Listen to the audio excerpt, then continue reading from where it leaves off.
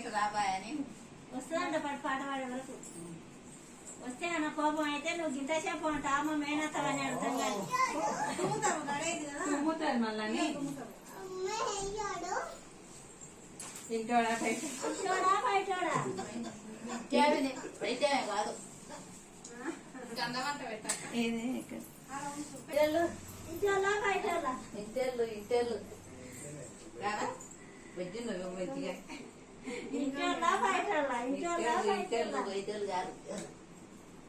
మంచిగా ఉన్నామా కూర్చొని అనుకున్నారు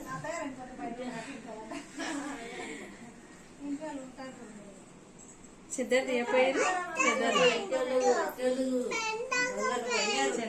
మూడా నాలుగు చెప్పండి ఇంటోలా బయట